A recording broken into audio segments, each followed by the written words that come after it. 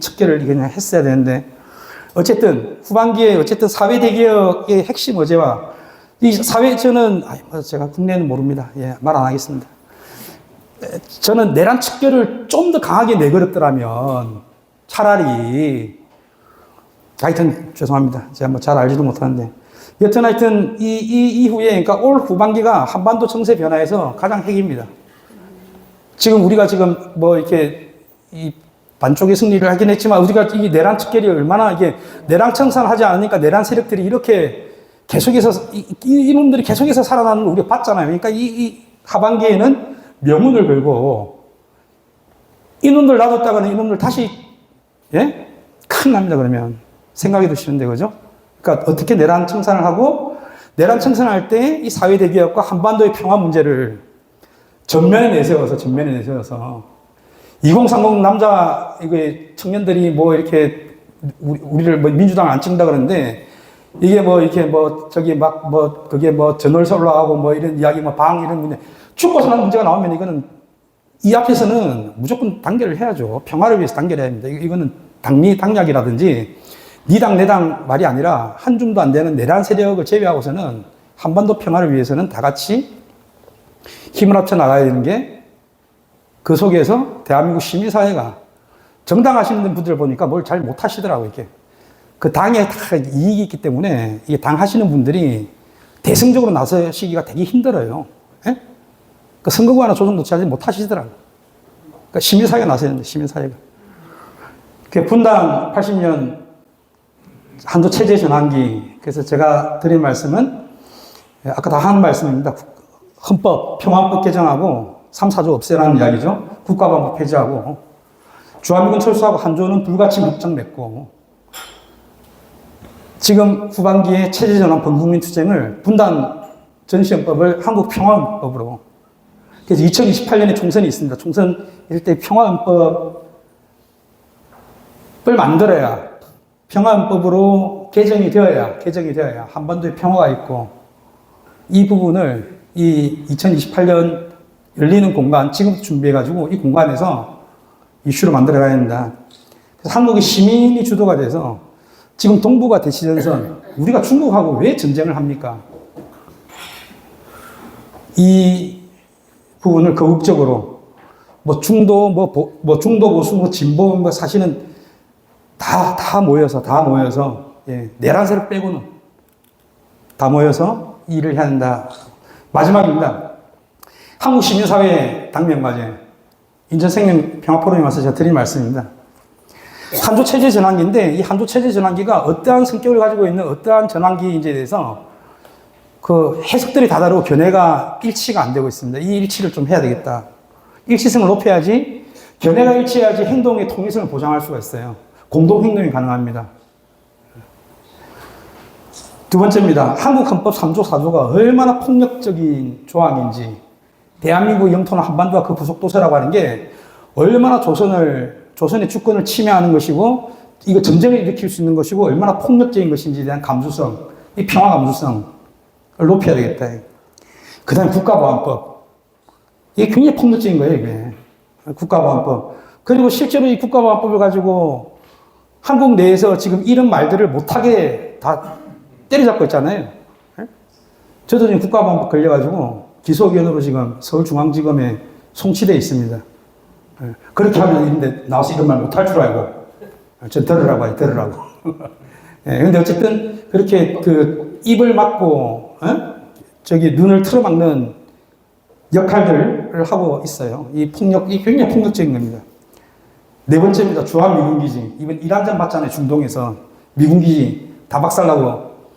이게 주한미군기지 박살나도 할 말이 없다니까, 이게. 런치패드로 작동을 하는 순간에 이거는. 그래서 이 주한미군기지를 통솔하는 자가 대한민국을 중국을 찌른 당금으로 쓰겠다는 거는, 이거는 무슨 선전포고도 아니고 이게 뭐 전쟁하자는 이야기밖에 안 되는데, 이런 매우 위험하다. 미군기지도 위험하고, 이 미군기지를 통발하고 있는 주한미군 사령관이라는 자도 너무너무 위험한 자들이고, 이 자들의 소나기로부터 한반도의 평화를 지키기 위해서는 우리가 깨어 있어야 한다는 경각심을 높였으면 합니다. 이상입니다. 감사합니다.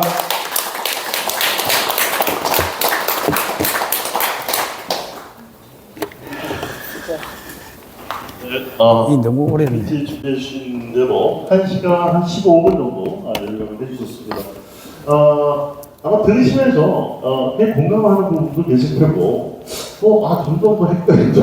무슨 이거 아니야? 의문도 많이 생기시지 않았을까? 처음 들으면 한 번도 필요한데 적대적 국가 무슨 말이 적대적이죠? 적대적하죠. 또 그런 또 궁금증이 있지 않을까? 아까 시민사회 역할 잘 말씀해 주셨는데 전체적으로 저희가 시간이 좀 흘렀기 때문에 한 3분 정도 질문을 받도록 하겠습니다. 꼭 질문을 하시고 싶은 분 3분 정도 더 돼도 됩니다만 네, 말씀하십시오. 맞아, 녹음 때문에 그런 것 같아. 녹음 때문에. 우선 두 가지 궁금한 게 있는데요. 일단 하나는 뭐냐면 내고향 여자 축구단을 환영하고 또 환송을 해주는 데 나갔었는데요. 그거 가지고 뭐 남북관계가 개선되리라고는 전혀 기대는 안 합니다만 그것이 그래도 우리한테는 그런 행동이라도 필요한 거 아닌가. 그래서 이런 행동에 의의가 과연 있을까 이 생각을 한번 여쭙고 싶고요. 또 하나는 저희가 평화통일 교육을 하는데 초중고등학교 방향과 갈피를 생각하다가 지금 가장 필요한 것은 조선에 대해서 아는 것, 이해하는 것, 지국 이다. 이 방향으로 일단 잡고 있는데 이 초중고 통일교육에서 핵심을 뭘로 두면 좋을지 그 의견도 좀 듣고 싶습니다. 예, 이 두 가지 다. 예, 첫 번째, 저도 내 고향 갔었습니다. 예, 그 준결승 할 때 비 쫄딱 맞으면서 갔었고, 그 결승전 할 때 제가 지방 일정이 있어가지고, 강연 일정이 있어가지고 가지는 못했습니다만, 필요하다고 생각하고요. 저 영상으로 또 사진으로 다 봤습니다. 고생하셨고. 근데 이제 이게 같이 가야 된다는 거죠. 한국 시민사회는 그렇게 가가지고 조선에서 뭐 적대적이라 하든 뭐라고 하든 어쨌든 한 마음으로 어쨌든 환영하고 하는데 그 출입국 심사 단계에서부터 예를 들어서 뭐 비자를 정상적으로 발급하지 아니하고 방문 허가증을 줘가지고 거기도 북측이라 썼을 거 아니에요. 당연하게 북측이 남측을 방문한다고 되어 있거든요. 그 다음에 맨 마지막에 이게 기자회견에서 또 북측이란 말을 굳이 도발적으로 써가지고 그러니까 시민사회는 잘하려고 하는데 손발이 하나도 안 맞는 거죠. 예? 정부에서는 이상 방문 허가증 통일부가 아마 했을 것 같은데 그런 걸 주질 않나. 그 다음에 이게 뭐 기자가 물론 그런 생각을 하고 일부러 본 친구 같긴 하던데 좀 걸러냈으면 좋겠는데 그런 걸 제대로 잘 걸러내지 못하고 그러니까 이 대한민국 내에서 이렇게 정확하게 국호를 바로 부르는 것이 이게 상식적으로 이렇게 정착만 돼 있었어도 그런 돌출 행동을 막을 수가 있는데 아직까지 우리가 아직 거기에 대해서 컨센서스 이게 서로 합의가 잘 이루어지지 않았기 때문에 아쉬운 부분이 있습니다만 어쨌든 들어오는 길 또 나가는 길에 가서 따뜻하게 맞고 따뜻하게 배웅하는 것은 매우 중요한 일이고 그 마음은 우리가 계속 가져가야 된다. 한중관계 평화 관계를 하려고 하면은 더 뜨거운 마음을 가져야죠. 그 더 뜨거운 마음을 가지지 않으면은 어떻게 되겠습니까? 예. 중국하고 그 관계가 이제 맞개선할 때도 마찬가지고요. 베트남하고 할 때도 마찬가지고 먼저 앞서 나가가지고 베트남이라든가 베트남의 역사를 알아야고 뭐 중국에 대해서도 이렇게 그러니까 뭐 한중 뭐 친선협회 같은 우호 친선협회 뭐 상공인들 그러니까 하신 분들 많아요. 예. 그런 역할들 마중물의 역할을 한국 시민사회가 해야 된다는 생각이 듭니다. 예, 통일운동, 예, 통일교육은, 예, 평화교육은, 예, 조선을 아는 건 정말 중요하죠. 그래서 저는 예전에 제가 박사과정을 빨리 못 받아가지고, 제가 좀 딜레이가 돼 있을 때, 제가 탈북 청소년 대안학교를 제가 한, 7년? 8년 했던 것 같아요. 근데 이제 우리 아이들이 검정고시 봐야 되는 친구들인데, 근데 우리 탈북 청소년 대안학교 아이들도 제가 했던 그 수업이 조선 바로 알기였어요.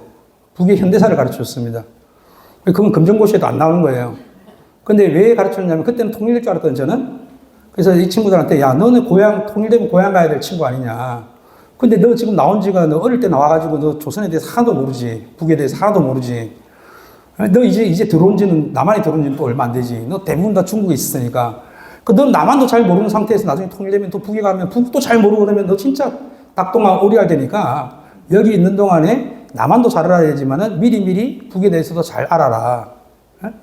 선생님같이 뛰어난 선생님을 만난 것을 하늘에 감사하면서 이거 가르칠 수 있는 선생님은 나밖에 없는데 내가 가르치는 수업을 잘 들어라 하면서 이제 뭐 조선의 그 현대사 같은 거 있잖아요. 천리마 운동이니 뭐니 뭐 이런 거 이렇게 별로 이렇게 막 너무 이념적으로 편향 안 된 것도 많으니까 어떻게 너네들 아버지 할아버지들이 어떻게 살고 어떻게 일해 왔는지만이라도 그런 일상생활 뭐 하여튼 그런 것들을 중심으로 해서 조금씩 가르쳐 줘야 되는데 다시 말씀드리면 국가보안법 때문에 그걸 가르치는 순간 북에 대한 참량 공모가 되고 적을 이롭게 할 목적으로 이렇게 한 게 돼가지고 우리 지창영 시인님은 아마 또 기소 의견으로 속치되지 않을까.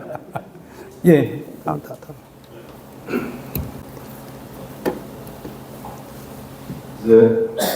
강의 잘 들었습니다. 들으면서 좀 마음이 아프다는 생각이 들었습니다. 지금 이재명 정부는 그래도 이렇게 북에서 이런 발언이나 뭐 여러 가지 언론을 통해서 보면 이재명 정부에 대해서는 축구 경기도 외고양 축구팀도 오고 이런 것을 봤을 때는 그래도 윤석열이 하고는 다른 게 뭐가 있다 이런 생각이 들고 있고요. 거기에 대해서 좀 얘기는 부탁드리고요. 그리고 안타깝다는 것은 전에 사드가 미국에서 런던에서 빼나갈 때 이재명 대통령께서 사실 반대하지만 어쩔 수 없다 이런 취지로 얘기한 것을 생각하면 상당히 진짜 가슴 아픈 일이다 이런 생각을 하게 되고요. 내란의 우두머리는 24년도에 9월부터 무인기를 북에 띄워서 12월 1, 2월까지 무인기를 띄웠어요. 9월부터 띄웠어요. 북으로 무인기를. 맞아요. 근데 10월 31일 날 워싱턴에서 국방장관 회담을 했단 말이에요. 근데 거기에서 그런 논의가 없었다는 것은 나는 도저히 이해가 안 되고 그거를 내란을 완전히 진짜 올바로 청산하려면 그 국방장관 회담을 검찰에서 조사를 해야 된다. 나는 이렇게 보거든요. 그 정도 청산 각오가 내란 청산에 그 의지가 없어서 이번 선거도 저 뻔뻔하게 이렇게 빨간 입고 나오는 거 보면 진짜 뻔뻔하다 이런 생각이 들더라고요. 진짜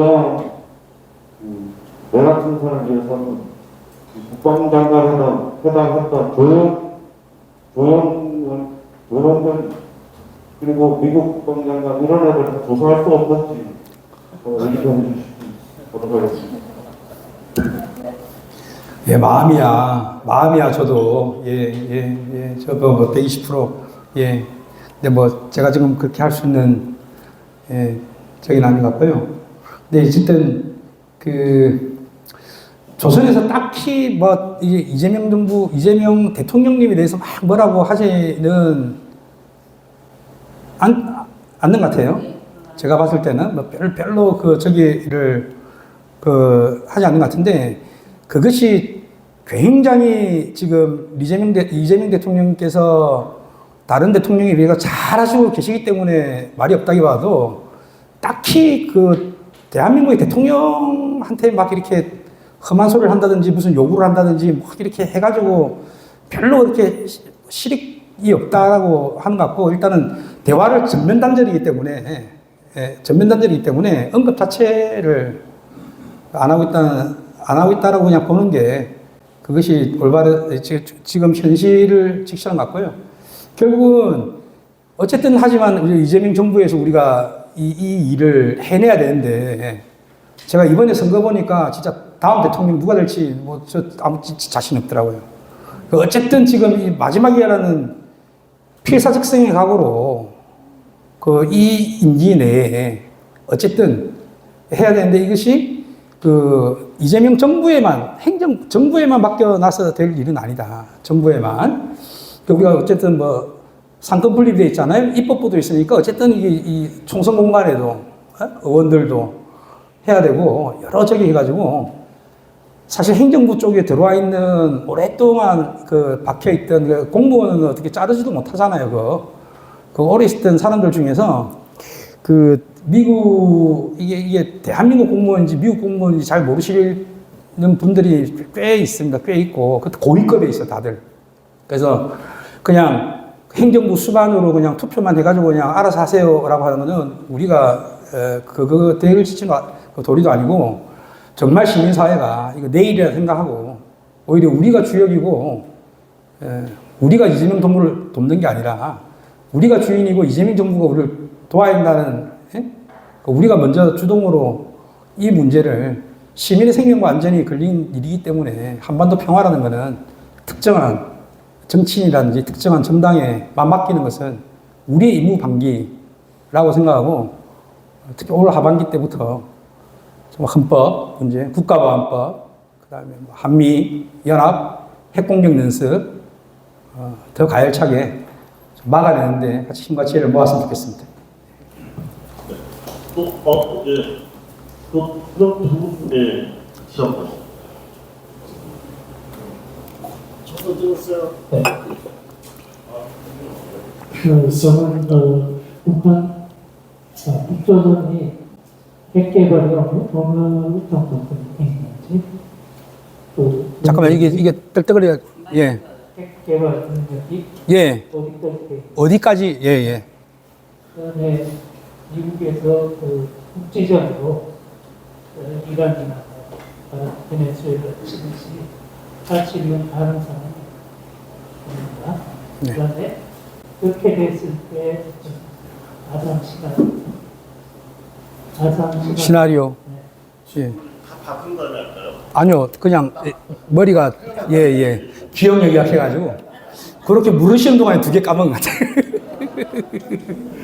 같아요. 핵능력은 어쨌든 그냥 이게 러시아, 중국의 핵능력과 대등한 핵능력이라 보시면 될 것 같아요. 예, 경량화, 이 핵을 갖다가 이렇게 작게 만드는 게 되게 힘들거든요. 소형화하고 하는 게. 근데 이제 경량화하고 소형화하고 뭐 이런 부분 해가지고, 일정하게 첨단에 도달했다라고 하는데, 그게 첨단에 도달 안 했으면서 첨단에 도달했다면 부끄럽잖아요. 그죠? 서로 다 아는 처지인데. 그랬을 것 같고, 다만 이제 저기에 있어서 순수 자체적이냐 아니면은 러시아로부터 약간의 어떤 기술 이전이나 이런 게 그까지 모르겠습니다. 그거는 너무 전문적인 영역이고 하시는 분이라. 두 번째 말씀하신 국지전, 참수작전 말씀하신 것 같은데, 베네수엘라는 대통령 달랑 들어왔잖아요. 이란도 이렇게 쳐가지고 하메네이 지도자를, 아야톨라 하메네이 지도자를 이렇게 죽였는데, 그런 참수작전은 모르겠습니다. 참수작전이 가능한지까지는 제가 모르겠고, 가상 시나리오만 말씀드릴게요. 참수작전이 만약에 하나 참수작전이 일어나게 되면은 조선에 새로 만들어진 핵교리 핵방아쇠라는 게 핵방아쇠. 작전 교리 이름이 핵방아쇠 프로그램. 그게 자동으로 돌아가게 됩니다. 자동으로 돌아가는데 이건 뭐냐면은 최고 지도부가 부재 시에도 돌아가게 되어 있어요. 최고 지도부가 부재 시에도 돌아가게 되어 있다는 거는 미 본토에 대해서 핵을 날리겠다는 거거든요. 억제력은 그런 거니까요. 근데 그거를 그럼에도 불구하고 참수를 할 수 있냐 없냐는 그건 하는 사람한테 물어봐야 될 거고. 근데 보통 그런 상황에서는 서로가 그걸 못하게 되기 때문에 이때까지 핵 강국 사이에서 핵 대전이 안 일어난 겁니다. 아마 유사하게 그렇게 미루어 짐작을 해보시면 되지 않을까 싶습니다. 예.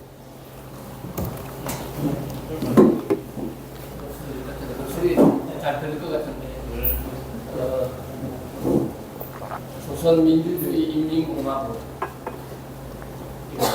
적대적 국가론, 평화적 국가론에 논의하는 자리에서 그 장에서 과연 남한 사회에서 대한민국 사회에서 자유롭게 쓰고 있는 부분들에 대해서 먼저 어떻게 생각하시는지 여쭙고 싶고 그 답변에 이어서 제가 질문 하나 더 드리고 싶습니다. 제가 잘 이해를 못했습니다. 그러니까 뭐를 자유롭게 쓰고 있다고? 조선민주주의 인민공화국이라는 이 용어에 예. 대해서 예. 지금 적대적 부국가론, 예. 평화적 부국가론을 이야기하는데 예. 지금 이 용어를 쓰는 데 대해서 예. 어떻게 바라보아야 되는지 그래서 써야 한다고 봅니다. 예. 예. 공식적으로 써야 된다고 봅니다. 공식적으로 써야 된다. 공식적으로, 예. 예. 그렇다면은 예, 예. 이번에 여고양팀이 왔을 때 예, 예. 사실은 통일부에서 예. 이 이야기하는 데는 손님으로 온 것은 아니지만은 사실은 내 이름을 제대로 불러다오라고 누누이 이야기를 윗동네에서 했는데 우리는 그 이름조차도 부르기 어려울 정도로 또 음응 구호조차도 하지 못하도록 제재를 가했단 말이에요. 예. 예. 그런 부분에 있어서 이게 우리 시민사회에서 예. 이런 아직까지도 예. 정부에서도 그 부분들을 통제하고 있는 예. 통일부에서조차도 예. 이 부분을 통제하고 있는 이 현 시점을 예. 어느 수위로 보아야 되는지 예. 그 부분들을 말씀해 주십니다. 예. 예. 뭐, 그러니까 가장 적대적인 표현이라고 보고요. 가장 적대적으로 지금 대하고 있다라고 생각을 하고요. 조선민주주의인민공화국이라고 부르면 안 됩니다. 국호를 부르면 안 됩니다. 국호를 부르면 안 되는 이유가 뭐냐면은 내가 이게 DPRK인데 조선민주주의인민공화국이라고 내가 발언을 하는 순간 조선민주주의인민공화국이라는 국가의 존재가 그 국가의 주권을 인정하는 듯이 들리거든요. 그렇잖아요. 근데 그렇게 하면 안 되게 되어 있는 게 국가보안법이에요. 국가보안법에 하면은 조선이라고 하는 반국가 단체는 국가가 아니고 정부를 참칭하고 있는 단체거든요. 대한민국 영토인데 38선 이북을 지금 불법적으로 강점해가지고 거기에서 마치 지가 나라인 것처럼 정부를 참칭하고 있는 단체라고요. 예. 그러니까 이제 그 조선민주주의인민공화국 국가보안법이 존재하는 그 조건에서 어느 기자나 어느 저기가 감히 이렇게 용감하게 부르기가 그러니까 그런 조선을 조선이라고 부르기 위해서라도 그리고 이 국가보안법을 없애려고 하면은 얘가 상위 개념이 헌법이에요. 아니 저기 조선이 강점하고 있는 영토는 다 대한민국의 영토라니까요. 그러니까 그 헌법 조항부터 풀어져야 돼요. 그 헌법 조항에서 영토 조항을 삭제하고 삭제된 영토 조항이 삭제되었기 때문에 국가보안법도 더 이상 존립의 의미가 없기 때문에 실효가 없기 때문에 얘도 없어져야지 조선을 조선이라 부를 수 있지. 국가보안법이 살아있는 동안에 제가 만약에 어떤 기자라도 막 제가 속으로 어떤 생각을 하더라도 조선 쓰기가 되게 힘들 것 같아요. 옛날에 상호 국호를 쓰기로는 했는데 한 적이 있었는데 그때는 그 남북 기본 합의서가 어쨌든 규율하고 있는 속에서 명칭만 그렇게 좀 한 거고 지금처럼 이런 관계 속에서 조선이라고 하는 이름을 부르는 것 자체가 굉장히 용기를 필요로 하는 일이기 때문에 이게 얼마나 무슨 나라 이름을 부르는데 왜 이렇게 용기를 우리가 내야 돼요? 그러니까 이 법제도를 바꾸지 않고서는 시민들한테 막 용기 있게 조선이라고 부르세요 해가지고 그 운동이 캠페인이 성공할 것 같지는 않고요. 국가보안법 철폐 투쟁하고 평안법 개정 운동을 같이 병행해야 될 것 생각합니다. 이상입니다. 네. 목사님 먼저 하고 두분 먼저 하십시오. 그러니까요.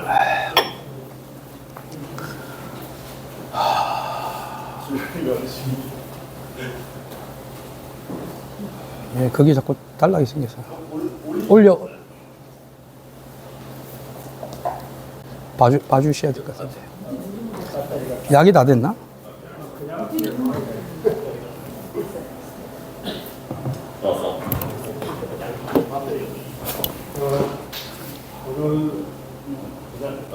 예, 예.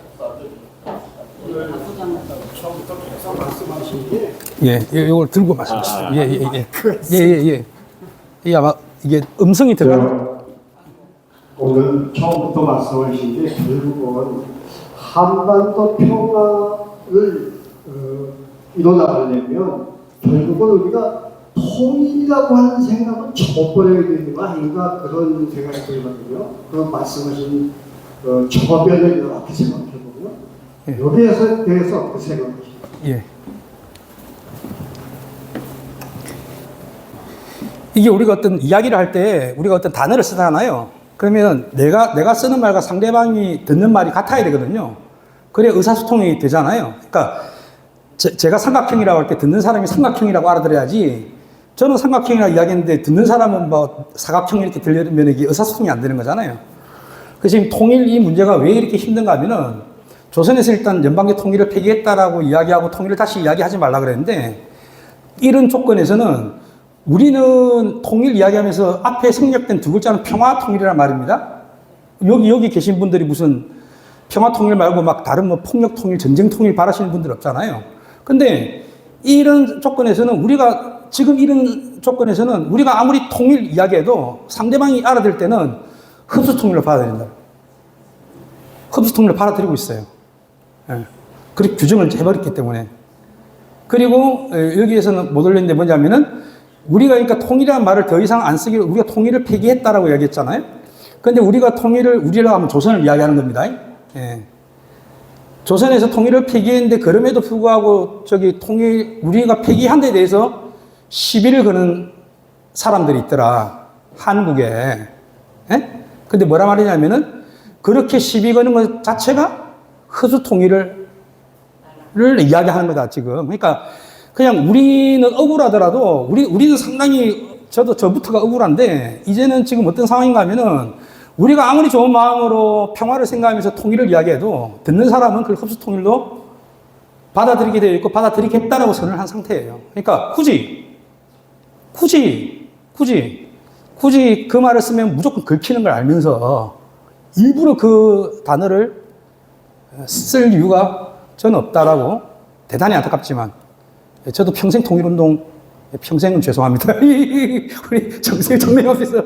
어쨌든 철 들고 통일운동 했는데, 저도 얼마나 뭐 통일 때문에 가슴 뛰고 말이야, 통일 때문에 감옥을 갔다 오고, 근데, 이제는 그때는 맞고, 지금은, 예, 그렇습니다. 예. 그래서 상대방이 오해의 소지가 있는 용어는 쓰지 않는 것이 지혜롭다. 제가 그렇게 생각하고 있습니다.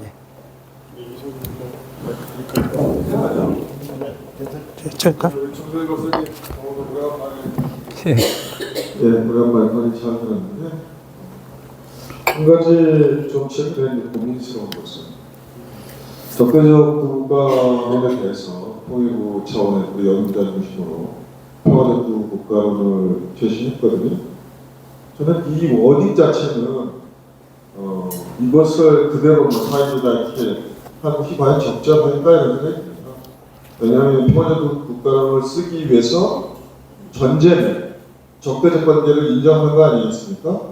근데 남쪽에서 이 적대 관계를 현재 유지하고 있는 이 적대 문제를 자신의 문제로 받아들이지 않고, 자신의 과제로 받아들이지 않고, 상대방은 무조건 평화적 두 국가, 옛날 평화 국면론처럼 하는 이 호소성을 폭로해 가야 된다고 생각해서, 저는 평화적 두 국가론 그 자체를 비판하는 것은 과연 적절할까? 오히려 적대관계, 아까 매섭에 지적하신 것처럼 그 헌법의 영토조항이나 그 평화통일 자유주의 민주주의로 그 헌법 4조에 있는 평화통일 방안에 대한 문제제기나, 그리고 한미 군사훈련이나 이런 부분들을 적극적으로 제기하는 것이, 그것이 전제되지 않은 한 평화적 두 국가는 허구다 이렇게 주장해 가야 되지 않겠나 이런 생각이 들어서, 오히려 자칫 평화 두 국가론 자체가 사입이다 이렇게 먼저 규정하고 하는 것은, 뭐 우리는 너희들은 그럼 어떤 관계를 얘기할 텐데 저는 마땅히 다른 게 없겠더라고요. 그 전에도 적대적 국가론에서 평화적 국가로 가야지 이런 생각을 갖고 있고, 그런 점에서 통일부가 진일보 갖고 일정 부분 뭐 정동영 교훈장관께서는 조선의 국도를 불러줘야 된다 이런 말씀도 하고 있는데, 우리도 적극적으로 이게 호응해서 그런 방향을 가야 되지 않을까 하는 생각이 들고요. 또 하나는 지난번에 내 고향 현행 축구단을 보면서 여러 가지 뭐 생각이 많이 들었습니다. 아쉬움도 있고, 왜냐하면 이번에 공개되는 헌법 정물 조항을 보니까 해외 동포 조항을 있더라고요. 그러면 남쪽에 있는 우리는 대동포가 아닌가? 해외 국민, 거기 자세히 보면 조선을 인정하는 이렇게 돼 있긴 해서, 대한민국에 살고 있는 지금 우리들은 이 동포의 해외 국민의 범위에 들지 않는가? 이런 생각이 들었어요. 왜 그러냐면 앞서 말씀드린 것처럼 조선의 국가를 존중하고 인정하지 않고 방문 허가증을 발부한 이 대한민국 정부에 대한 항의를 할 수 있지만 해외 동포라고 저는 생각하는데 그러면 동포의 따뜻한 마음으로 환영하는 사람들에 대해서 다른 태도를 보여줬을 것 같은데 이 적국 시민으로 간주에서의 보이는 그런 무덤덤하고 그런 태도가 과연 옳은가? 그리고 그것이 다시의 우리 국민들로부터 지지를 받을 수 있는가? 이런 것은 북측도 조선도 향후 적대적 국간을 가지고 나름대로 이 한반도에서 전쟁이 없는 그리고 자력으로 발전할 수 있는 국가 건설을 태의 건설을 바란다면 이걸 차등적으로 대응해 가야 되지 않을까. 그래서 그런 점에서 그날 한 부분으로 기자들의 어떤 도발적인 그런 태도에 대해서 문제를 갖는 반면 다른 한 측면에서 그 선수단의 들이 우리 응원단의 보이는 태도에 대해서 개인적으로 약간 좀 실망스럽다, 아쉽다 이런 생각을 갖게 되거든요. 그래서 그런 부분에 대해서도 저희는 시민운동하는 사람들 입장에서는 그런 목소리, 이 조선의 그런 뭐랄까 아쉬운 태도에 대해서 비판적 목소리를 낼 때, 그런 균형 잡힌 목소리를 낼 때 국민들로부터 더 큰 호응을 받을 수 있지 않겠나 이런 생각이 들어서 이와 관련해서 우리 정 박사님 생각이 어떠신지 궁금합니다. 이거 촬영 계속 하나요, 이거? 이제 꺼야 될 것 같은데. 예. 그 마음,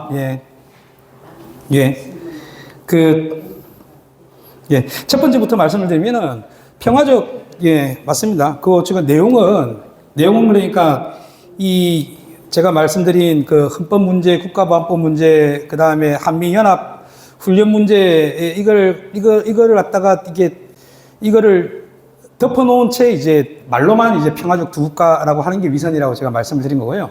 적대적 두 국가론이 평화적 두 국가론을 가야 되는 건 맞는 거죠. 그 다음에 약간 제가 이게 조선에서 대변인도 아니고 말이야. 제가 뭐 내 고향 저 감독한테 내가 전화해 줄 수 있는 사이도 아닌데. 조선에서는 판단할 때 이렇게 판단하고 있으면 제가 뭐 전문가니까 제가 말씀을 드릴게요. 조선에서는 적대적 두 국가, 적대 정책을 계속 써온 거는 본인들이 적대적 정책을 썼다고 생각하지 않고요. 미국과 한국이 대조선 적대시 정책을 계속했었다고 생각해요.